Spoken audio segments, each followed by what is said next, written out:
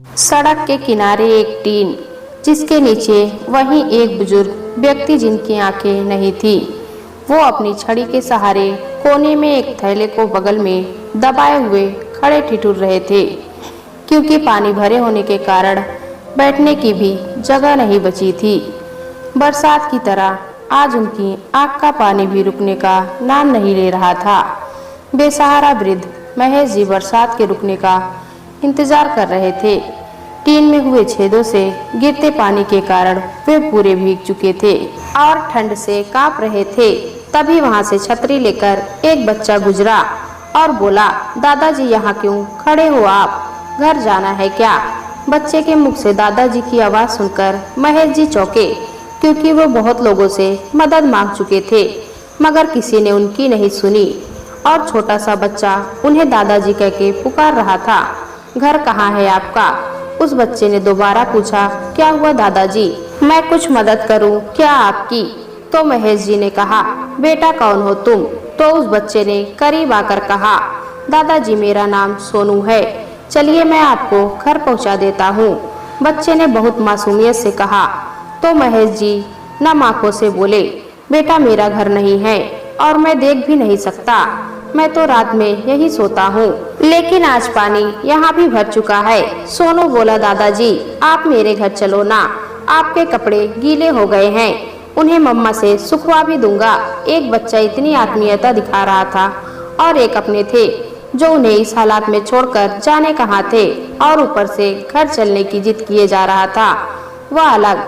सोनू महेश जी का हाथ खींचते हुए बोला, दादाजी चलो ना, देखो इधर पानी भरा है। महेश जी कुछ बोल ना पाए और उसके साथ चल दिए।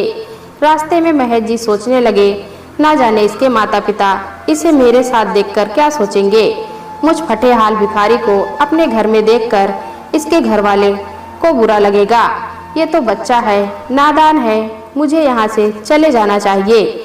जिंदगी में इतना अपमान सहने के बाद अब और अपमान नहीं सह सकूंगा। सोनू जैसे ही अपने घर में गया, महेश जी दबे पांव लाठी टिकाते हुए वहां से निकल गए, लेकिन बारिश में इतना भीगने के कारण वो अब तक बुखार में तप चुके थे। किसी तरह से उन्हें किसी दुकान के आगे जगह मिल गई, जहां उन्होंने अपने थैले से गीली चादर निकालकर बिछा ली और सो गए। दादाजी दादाजी की आवाज से महेश जी अचानक से उठ बैठे। सोनू बोला, मम्मी यही है वह दादाजी?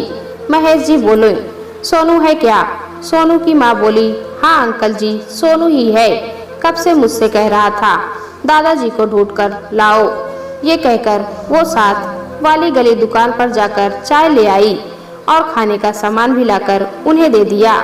महेश जी के न लेने पर उन्हें जबरदस्ती चाय और खाना पकड़ाया। उनका बदन कांपते देख सोनू की माँ बोली, अंकल जी आपको तो बुखार है, सोनू के पापा डॉक्टर है। तो सोनू तुरंत चहकते हुए बोला, हाँ दादाजी मेरे पापा डॉक्टर हैं, वो सबको ठीक कर देते हैं। सोनू की माँ ने तुरंत सोनू के पापा को फोन करके बुलाया। सोनू के पापा महेश जी को अपने साथ घर ले गए और उनका चेकअप किया, बुखार की कुछ दवाइयाँ भी दी और बोले, अंकल जी आपको आराम की जरूरत है, आप आज से यही हमारे साथ रहेंगे। मगर महेश जी को वो सब स्वीकार नहीं था। उन्होंने कहा, मेरे अपनों ने ही मुझे छोड़ दिया तो अब मैं किसी का एहसान नहीं ले सकता। बेटा तुम मुझे ऐसे ही छोड़ दो, आप लोगों ने मेरे लिए इतना किया, उसके लिए बहुत बहुत धन्यवाद। सोनू के पापा सुमित ने कहा, अंकल जी सोनू ने आपको दादाजी कहा है तो आप मेरे पिता समान हुए ना, तो इस बेटे के घर में रहने से मना क्यों करते हैं? अच्छा आप ठीक हो जाइए, फिर आपको मैं नहीं रोकूंगा, लेकिन अभी इसमें रहिए। उनके बार बार कहने पर महेश जी को मानना पड़ा और वे वहां ठहर गए। सोनू के माता पिता सालू और सुमित की सेवा से वो ठीक होने लगे। अच्छे कपड़े और अच्छे खान पान से चेहरे की चमक वापस आ गई थी। महेश जी बार बार ईश्वर को धन्यवाद करते कि इतनी दुख की घड़ी में उन्हें सोनू और उसके माता पिता का साथ मिला।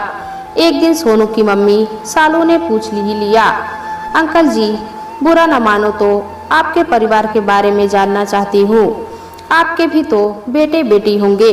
महेश जी खामोश हो गए और उन्हें भूले बिसरे दिन फिर से याद आ गए, जिनकी पीड़ा चेहरे पर साफ साफ झलकने लगी थी।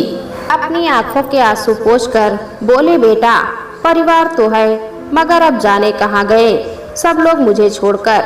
मैंने तो कितनी बार तलाशा मगर कुछ पता नहीं चला। सालू ने कहा, अंकल हुआ क्या था आपके साथ जो आप बेघर हो गए? महेश जी उसकी बात सुनते ही उन यादों में चले गए जो उनकी आंखों के सामने तैरने लगी। करीब 1.5 साल ही हुआ था जब वो अपने परिवार के बीच थे। परिवार में 2 बेटे और बहू थी। पत्नी के साथ बाकी जीवन तीर्थ करने में बीत रहा था। दोनों अक्सर तीर्थ पर ही रहते और अब तक अलग अलग प्रदेशों में घूम चुके थे। बेटे बहुएं भी अपने जीवन में मस्त थे। एक बार तीर्थ करते समय जब शहर घूमने निकले तो सड़क पार करते समय दोनों का एक्सीडेंट हो गया। दोनों को भयंकर चोटें आई। पत्नी की हालत बहुत गंभीर थी और महेश जी को सिर में और आंखों में चोटें आई थी। बेटों ने हॉस्पिटल में भर्ती करवाया मगर उनकी पत्नी को बचाया ना जा सका और उनकी मृत्यु हो गई। पत्नी के दुख से गुजर ही रहे थे कि महेश जी पर कुछ दिन बाद एक और दुख का पहाड़ टूट पड़ा। उनकी आंखें देखने लायक नहीं बची थी। वे अपनी आंखों की रोशनी खो चुके। जब हॉस्पिटल से घर वापस आए तो बहुओं को अंधे ससुर का ख्याल रखने में समस्या होने लगी। बेटे दिन भर ऑफिस में रहते तो दिन में दोनों बहुएं आपस में उनके काम को एक दूसरे पर टालती रहती। कई बार महेश जी खाने का इंतजार ही करते रहते पर शाम तक खाना ही नहीं मिलता था तो अपने काम खुद से करने की कोशिश भी करते तो ना देख पाने के कारण कहीं भी टकराकर गिर जाते तो कभी कपड़े उल्टे पहन लेते थे। कई बार तो सही अंदाजा न होने के कारण पानी ही बिस्तर पर गिर जाता था। जब वे गिरते तो बहुएं उन पर हंसती और उन्हें उठाने भी नहीं आती और महेश जी को अपने कमरे का अंदाजा तक ना रहता। इस अंधेपन के कारण उन्हें बहुत सारी समस्याओं का सामना करना पड़ता। एक दिन बड़ी बहू रचना ने अपने पति राजेश से कहा, राजेश हम तुम्हारे अंधे बाप को कब तक संभालेंगे? ये छोटी तो कुछ करती ही नहीं। तुम्हारा बाप भी हर छोटी बात के लिए आवाज लगाता रहता है। मैं सारा दिन थक जाती हूँ, मुझसे तो नहीं होगा, अब कुछ फैसला कर लो। राजेश ने कहा, अब क्या करूँ मैं? इनको भी तीर्थ करने जाने की क्या पड़ी थी, अब कौन करे? उधर छोटी बहू माला भी अपने पति नरेश से यही कहती, देखो नरेश, अपने पापा को कहीं छोड़ाओ, नहीं तो इनके काम के लिए नौकर लगा दो। मैं तो नहीं कर सकती, दीदी सारा दिन इनका काम मुझ पर टालती हैं और मैं अकेले करती हूँ। तुम्हारा बाप नखरे भी बहुत करता है। नरेश ने कहा, राखी हम नौकर रखेंगे तो उसका भी खर्चा भी देना होगा। बड़े भैया तो देंगे नहीं और हम पर अकेले बोझ पड़ेगा। नौकर रखना तो बेवकूफ़ी होगी। हाँ, इन्हें कहीं छोड़ सकते हैं। माला ने नरेश को बड़े भैया से बात करने का सुझाव दिया तो नरेश ने जाकर बड़े भाई राजेश से कहा, भैया पापा के लिए करना मुश्किल हो गया है। माला सारा दिन लगी रहती है। यही बात राजेश ने अपने पत्नी रचना के लिए कही। बात का कुछ हल ना निकला। ये बुढ़ा तो अंधा होकर बैठ गया। बेटे बहुओं पर बोझ बनते शर्म भी नहीं आती। रचना के तीखे शब्द महेश जी के कानों में पड़ते तो वे तिलमिलाकर रह जाते, क्योंकि अब वे खुद भी लाचार थे तो चाहकर भी कुछ नहीं कर सकते थे। एक बार देर तक खाना न मिलने के कारण महेश जी भूख प्यास से तड़प उठे, लेकिन किसी बहू को भी तरस नहीं आया। जब उन्होंने खुद ही भोजन तलाशने की कोशिश की तो रसोई से सामान गिरने की आवाजें आई। दोनों भागकर आई तो देखा कि किचन में कांच का सामान नीचे गिरकर टूट गया था। महेश जी को वहां देखकर रचना उन पर हाथ उठाते हुए बोली, कितना नुकसान कर रहा है तू बुढ़े, अब कौन भरेगा ये सबका बिल? अंधे महेश जी जमीन पर पड़े। बड़ी बहू के हाथों पीटे जा रहे थे। नीचे पड़े कांच के टुकड़े उनको चुभ गए थे, लेकिन रचना उन्हें इतनी बदहवास होकर मार रही थी कि उन्हें उनके शरीर पर बहता खून भी दोनों को ना दिखाई दिया। कान चुभने के जख्म कई जगह हो गए थे और महेश जी दर्द से करा रहे थे। इतनी बदतर जिंदगी जी रहे महेश जी ये सब सहने को मजबूर थे। उनके जख्म ठीक नहीं हो रहे थे और अब उनमें पच पड़ने लगा था। बेटों ने उन्हें एक सरकारी अस्पताल में भर्ती करवा दिया, लेकिन इससे पहले कुछ कागजात अस्पताल के नाम पर साइन करवा लिए। महेश जी को अस्पताल में ठीक होने में काफी समय लगा। उनसे घर वालों के बारे में पूछा जाता तो वे कुछ न बता पाते। कोई भी इतने दिन में उन्हें अस्पताल में देखने तक नहीं आया। महेश जी ठीक होकर जब खुद ही अपने घर के पते पर पहुँचे तो पता चला कि पूरा परिवार घर बेचकर जा चुका था। महेश जी बेबस होकर कितनी देर घर के बाहर बैठे रहे, फिर वहां से उठकर मंदिर चले गए। हर रोज भगवान से प्रार्थना करते और घर पर जाते कि शायद कोई उन्हें मिले, मगर उनके अंधेपन का फायदा उठाकर उनके साथ विश्वासघात किया गया था। घर अपने नाम कराकर बेच दिया गया था। महेश जी की इतनी कहानी सुनकर सालू की आंखों से आंसू आ गए। अंकल जी, आपके साथ तो बहुत बुरा हुआ। इतनी बुरी औलाद कैसे हो गई कि बाप का ख्याल ना आया। महेश जी ने कहा, बेटा सब तुम्हारी तरह नहीं होते। संस्कार तो मैंने भी अच्छे ही दिए थे, मगर अब समझ नहीं आता कि किसको दोष दूं, किस्मत को, बच्चों को या फिर अपने संस्कारों को बुरा कहूं। महेश जी रो रहे थे और सोनू उनके आंसू पोंछ रहा था। एक दिन सोनू के पापा सुमित ने आकर कहा, अंकल जी एक आंखों के कैंप का आयोजन हो रहा है, वहां आपकी आंखें दिखाकर पता कर सकते हैं कि आप फिर से देख पाएंगे या नहीं। क्या पता कुछ इलाज हो जाए और आप देख पाएं। महेश जी ने कहा, नहीं बेटा, डॉक्टर ने मना कर दिया था, अब तुम भी रहने दो। इतना किया वही काफी है। उसके इलाज में बेकार इतना पैसा भी खर्च होगा और फायदा भी नहीं होगा। सुमित ने कहा, अरे नहीं नहीं अंकल जी, वो सब काफी सस्ता है, बल्कि गरीबों के लिए मुफ्त भी है। सोनू खुश हो रहा था कि अब दादाजी देख पाएंगे, क्योंकि सालू ने उनको इलाज करवाने के लिए मना किया था। कैप में उनकी आंखें दिखाई गई तो डॉक्टर ने कहा कि ठीक होने की कुछ संभावना तो है, लेकिन थोड़ा ट्रीटमेंट शुरू करके पता चलेगा। सुमित डॉक्टर की इस बात पर राजी हो गया और महेश जी का इलाज शुरू हो गया। 1 महीने के ट्रीटमेंट के बाद डॉक्टर ने कहा कि आंखें वापस आ सकती हैं। महेश जी के 6 माह के ट्रीटमेंट के बाद वो दिन आ गया जब उनकी आंखों की पट्टी खोली जानी थी। उन्होंने सबसे पहले सोनू को देखने की इच्छा जताई।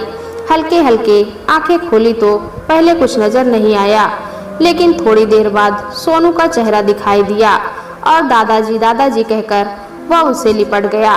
महेश जी ने उसे खुद से लिपटा लिया और खूब प्यार किया और बोले, मेरे मासूम फरिश्ते, ये सब तेरे कारण ही हुआ है। महेश जी अपनी आंखें ठीक होने से बहुत खुश थे और उन्होंने सुमित और सालू से अपने घर के पते पर जाने की इच्छा जताई। दोनों उन्हें लेकर वहां पहुंचे तो इस घर में आए नए मकान मालिक ने कुछ नहीं बताया। महेश जी दुखी मन से वापस आ गए। अब महेश जी के दिन सोनू के साथ बीतने लगे थे। एक दिन उन्होंने डॉक्टर सुमित और सालू के सामने अपना थैला खोला और अपनी पत्नी की तस्वीर बाहर निकाली। उन्होंने दोनों से कहा, तुम दोनों के कारण ही मैं ये जीवन फिर जीने के लायक हुआ हूँ, नहीं तो भिखारी बन चुका था और दर दर की ठोकरें खाने को मजबूर था।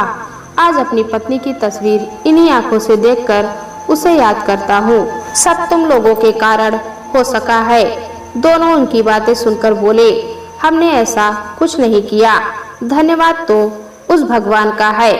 और फिर सोनू को भी तो दादाजी मिल गए। महेश जी ने उनकी बात सुनकर हाथ में ली तस्वीर को पीछे से खोलना शुरू कर दिया। ये देखकर दोनों चौंक गए कि ये ऐसा क्यों कर रहे हैं। महेश जी ने तस्वीर खोलते ही पीछे से कुछ कागजात बाहर निकाले, जिन्हें देखकर दोनों हैरान रह गए। महेश जी बोले, ये उस जमीन के कागजात हैं जिसके बारे में मेरे बच्चे तक नहीं जानते थे। ये जमीन हमने तीर्थ पर जाने के पहले खरीदी थी, जिसके लिए गांव की जमीन बेच दी थी। इसी शहर में इसको खरीदा था और तीर्थ से आने के बाद बच्चों को तोहफे में देना चाहते थे, मगर उसके बाद उनका रूप देखकर मेरा मन बदल गया।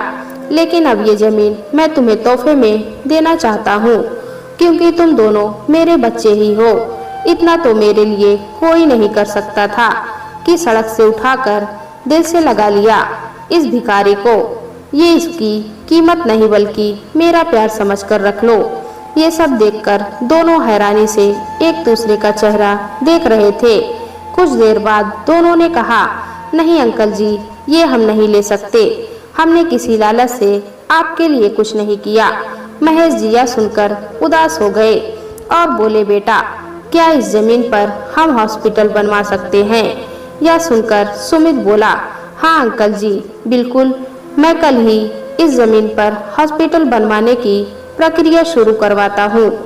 2 साल बाद हॉस्पिटल बनकर तैयार था, जिसका उद्घाटन महेश जी द्वारा करवाया गया और वहाँ सुमित के अलावा कई डॉक्टर्स काम करने लगे। एक रात को सुमित को हॉस्पिटल से फोन आया और उन्हें अचानक हॉस्पिटल बुलाया गया। सुमित हॉस्पिटल पहुंचा तो देखा कि एक 8 वर्षीय लड़का जो बुखार से बहुत तप रहा है, जिसकी आंखें ऊपर चढ़ चुकी हैं। सुमित ने तुरंत उसे एडमिट किया और 24 घंटे की निगरानी में उसे रखने कहा। दूसरे दिन महेश जी सुमित के साथ हॉस्पिटल का मुआयना करने निकले थे। तब वापस सुमित को इमरजेंसी कॉल आया कि उस बच्चे की तबीयत ज़्यादा खराब है। सुमित महेश जी को लेकर वहां पहुंचा और उस बच्चे का इलाज करने लगा। बच्चे के माता पिता बहुत रो रहे थे। महेश जी ने जब उन्हें देखा तो हैरान रह गए। इस बच्चे के माँ बाप कोई और नहीं बल्कि उनके बेटे बहू रचना और राजेश ही थे। महेश जी की नज़र बेड पर लाचार पड़े अपने पोते पर पड़ी तो उनका दिल रो पड़ा। राजेश ने जब अपने पिता को वहां देखा, वो हैरान हो गया कि इनकी आंखें ठीक कैसे हो गई और ये यहाँ कैसे। राजेश के मन में चलते सवालों को महेश जी ने ताड़ लिया था। पीछे से रचना की आवाज आई, डॉक्टर साहब, मेरे बच्चे को बचा लीजिए, जाने इसको क्या हो गया है। डॉक्टर सुमित ने बच्चे को देखते हुए धीरे से कहा, बच्चे की हालत बहुत गंभीर है, भगवान से प्रार्थना कीजिए। डॉक्टर की बात सुनकर रोती हुई रचना को महेश जी ध्यान से देख रहे थे। ये वही रचना थी जिसकी इतनी प्रताड़नाएं महेश जी ने बिन कुछ कहे सही थी। उनके कान में तभी रचना की आवाज पड़ी, ये तुम्हारा बाप यहाँ क्या कर रहा है? इससे कहो कि जाए यहाँ से, कैसे मेरी तरफ देखे जा रहा है। डॉक्टर सुमित ने सारी बात सुनी तो पीछे पलटकर कहा, ये आदमी इस हॉस्पिटल के मालिक है मैडम, ये मेरा नहीं इनका हॉस्पिटल है। रचना हक्की बक्की रह गई, इतना बड़ा हॉस्पिटल कैसे कर लिया सब इस बुढ़े ने। बस यही सब रचना मन में सोचने लगी, जिस पर राजेश भी हैरान हुआ।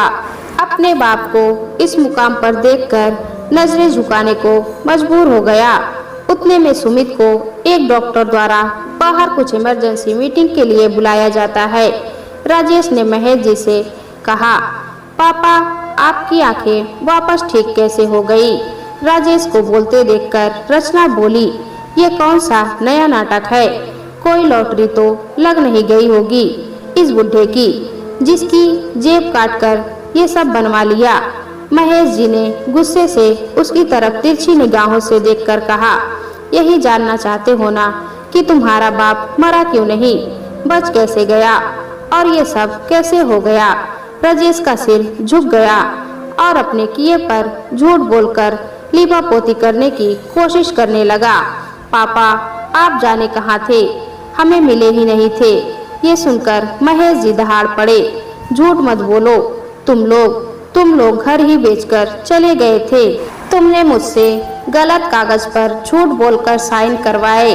जब मैं गया तो पड़ोसियों ने कहा कि कब चले गए पता ना चला। बोलो, अब भी झूठ बोल रहा हूँ क्या मैं? राजेश ने कांपती आवाज में कहा, नहीं पापा, ऐसा तो नहीं कहा मैंने। तभी रचना अपने बच्चे के पास भागी, जो जोर जोर से लंबी लंबी सांसें ले रहा था। घबराई हुई रचना बच्चे को आवाज दे रही थी, मगर उसका शरीर कोई हरकत नहीं कर रहा था। रचना ने महेश जी के पास आकर कहा, पापा आप डॉक्टर को बुला दीजिए, प्लीज पापा, आप तो यहाँ के मालिक हैं। पापा वही मेरे बच्चे को ठीक कर सकते हैं। देखिए ना इसकी क्या हालत हो रही है। रचना महेश जी के कदमों में गिरकर बच्चे के लिए मदद मांग रही थी। महेश जी को अपने पोते की हालत पर तरस आया और वे सोचने लगे, इस बच्चे का क्या कसूर है। उन्होंने अपने फोन से डॉक्टर सुमित को कॉल किया। बेटा 5 मिनट चाहिए थे। डॉक्टर सुमित ने कहा, हाँ अंकल जी कहिए क्या हुआ।